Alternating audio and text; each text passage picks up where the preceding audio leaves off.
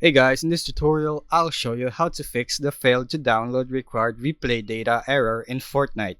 Step 1. Check for game updates. Ensure your Fortnite game is updated to the latest version. Epic Games often releases patches that address known issues, including replay errors. To check for updates, open the Epic Games launcher, navigate to your library, and click on the three dots next to Fortnite to see if an update is available.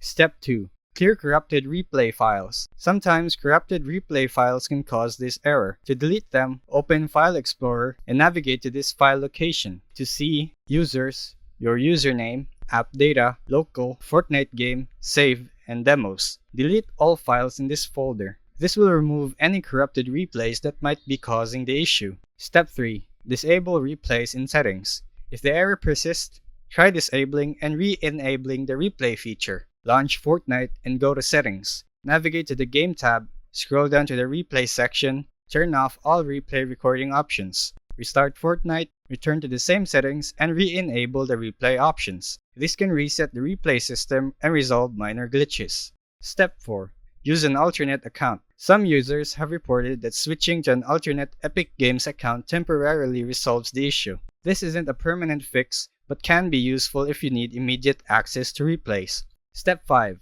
Wait for official fixes. Epic Games is aware of this issue and is working on a fix. Monitoring official channels like the Epic Games forums or Fortnite's official Twitter account can provide updates on when a permanent solution will be available. By following these steps, you should be able to mitigate the failed to download required replay data error in Fortnite. Remember, some issues may require official patches from Epic Games, so staying updated is the key. Thanks for watching.